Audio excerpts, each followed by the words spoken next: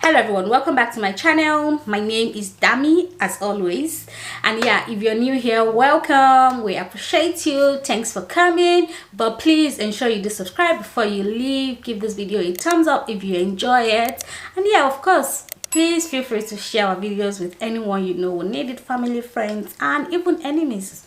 They wouldn't mind. Okay, that was a joke. Anyway, but yeah, thanks for joining this beautiful family. I am a mom of two. I live in Brisbane, Australia, and I film about everything fun, interesting things, and from every other time I put out different migration tips based on my personal experience. I am not a migration consultant or a migration lawyer whatsoever, so whatever I share here is general public knowledge. With that said, in today's video I'm just going to be talking about the difference between 482 visa and 186 visa, and there are lots of differences to this visa because one, of course, is a temporary skilled visa and the other is a permanent residence visa. But the only one similarity, that the outstanding similarity between both visa, is the fact that they are both employer sponsored visas. If this is something that interests you and you want to know about, please stay tuned and keep watching.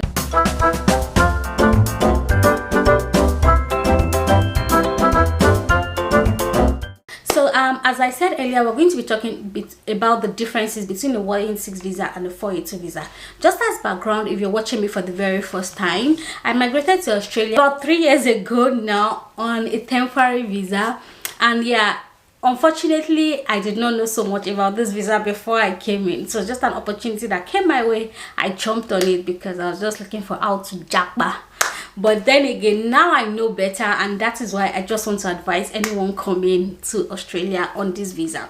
So there's the 482 visa and there's the 186 visa. The main difference, as I mentioned earlier, is the fact that the 482 visa is a temporary skilled worker visa and the 186 visa is a permanent residence. 186 is permanent, the other one is temporary, if you know what I mean. So that's the main difference between the two visas. And interestingly, most of the requirements are similar. What you need to file the 186 is a lot than the 482, which makes sense because it's PR, you know what I mean. So with the 186 you require skills assessments and all those interesting stuff.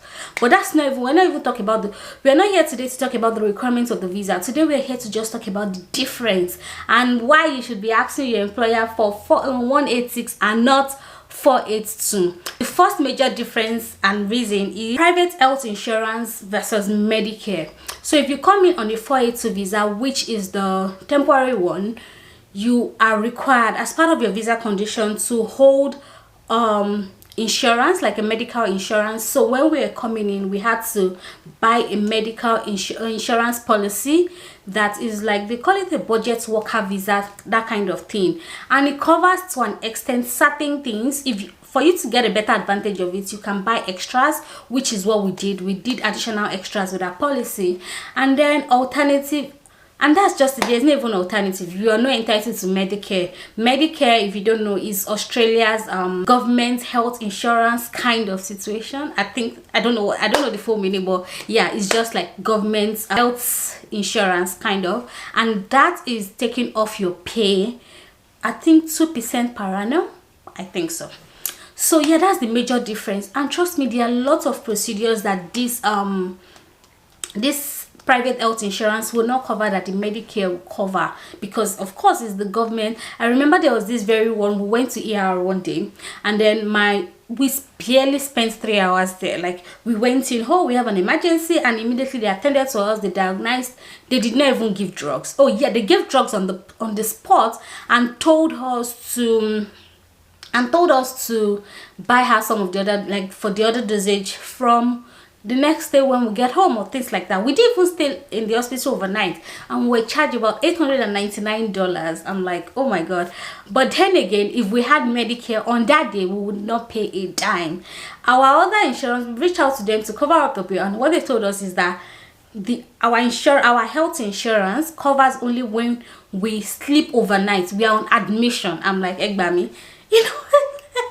It's just funny and interesting. But yeah, The private health insurance is very limited. Medicare too is not like 100% covers everything, but some of these basic things is covered by the Medicare, if that makes sense. So yeah, the major difference and the major reason why you should be asking your employer, especially if you have kids, like with adults, except you have like a health history you regularly need to see a doctor for, which I feel you can still cover with the private health. But with kids, sometimes you just don't know, you never know, like with kids. So yeah, the cost may not be different, because the truth is, even after you have Medicare, we still had to, like, even after Medicare, we still have the private health insurance at the moment. Regardless of the fact that we now have Medicare, we still have to have the private.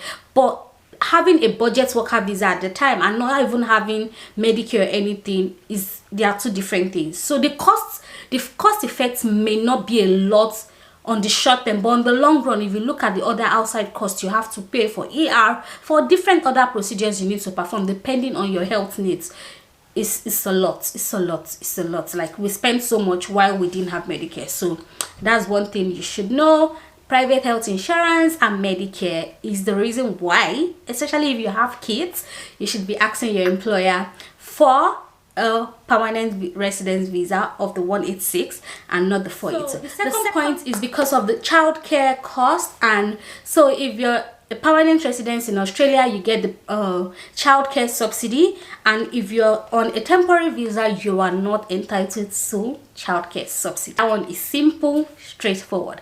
If I knew, maybe I would have asked my employer. I don't know if they would have granted me, but at least I would have put the talk out there. But I didn't know the difference. So yeah, there's childcare subsidy if you're permanent residents, and there's no childcare subsidy if you are on a temporary visa. So what will childcare subsidy help you with? If both parents of this particular child, if you are both working, you are entitled to a certain percentage to cover up the childcare cost, such as if your kids are going to kindy, if they are going to after school care or before school care, or if they are going to vacation care, you know, all those type of costs, you are entitled to a percentage of discounts from the government. But then if you are a temporary resident, you are not entitled to any of this.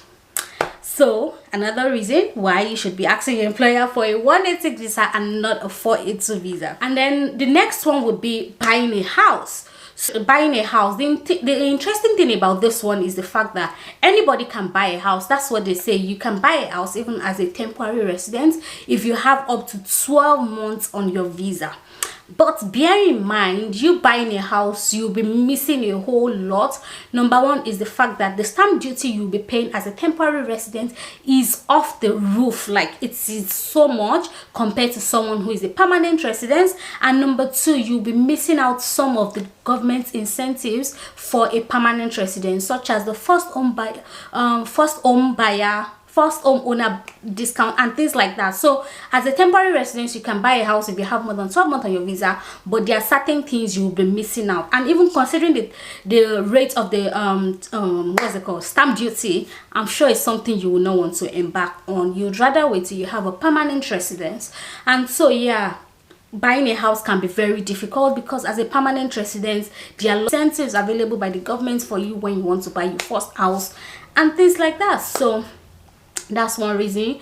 Another reason why you should be asking for a 186 and not a 482 visa from your prospective employer. Lastly is the fact that with a 482 visa, like, take it from me, I've been on this journey.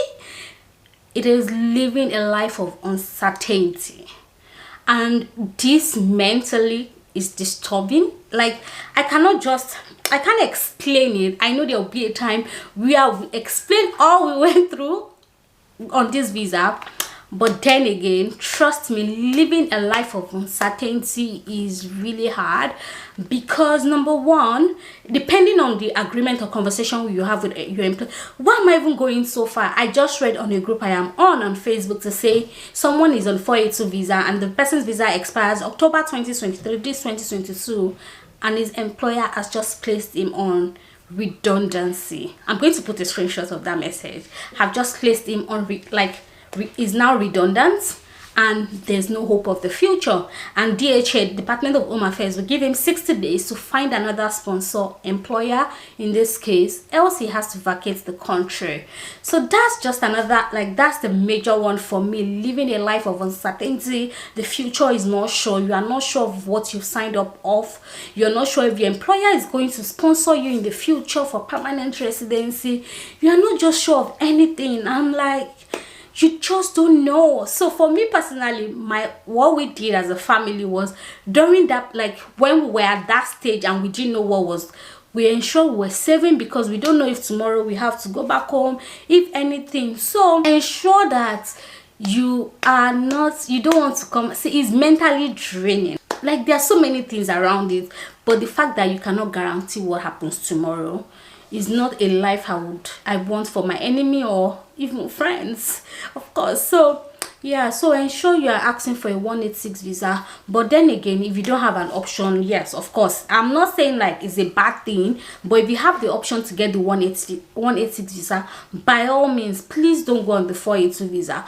But because we didn't even know if we have an option, we just knew there was a 482 temporary skilled visa, and we jumped on it. So we didn't know there was a 186 visa that had like similar requirements. So yeah, basically this one is sharp, short and easy. So make sure once you get your offer letter, like ensure like this conversation should come after you've gotten your offer of employment and things like that. Then take this conversation with them to say, hey, you promised to sponsor me, I've seen that, but then again, is it possible for you to apply for a 186 visa for me as against a 482 visa because of so and so? Most times, let's just be sincere, the employer might be hesitant to do it for you, but if you can prove to them that you're an asset, like if you can have this important conversations, negotiation, I'm sure you would get it. Just let them know that these are the things like you feel you would do to the company. Just have this, I don't know how to speak plenty grammar, but just have this conversation with the employer, and I'm sure like they would consider it, and if it's something they can do, they will let you know. If it's something they can't do, they will let you know.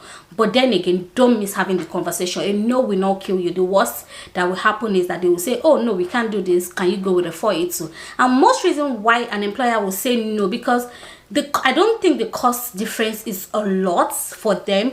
They might tell you to take some of the cost if you're going on a 186 visa, but their fear might be that when you come in as a permanent resident, you, without wasting time, you will leave the company, you know. So they may tell you to sign a bond. Of course, why not? Even on a 482 visa, we're on a bond. So it's just, yeah, those that might be their fear and concerns. And then they might even tell you, oh, come on a 482, if you perform well and you like, and we are impressed, after a while we can sponsor you on the permanent residence visa. That's the 186, be it the transition scheme or the direct entry scheme. I can come here on later to talk about the two different types of 186 visa and the requirement. But yeah, for this video is meant to be sharp, short and easy. Thank you guys so much for watching. If you have any comments, please drop it down below, and if you're on any of those visa and you have any questions or contribution, anything, please drop it in the comment section and let's engage. I'll see you guys in my next video. Thank you. Bye.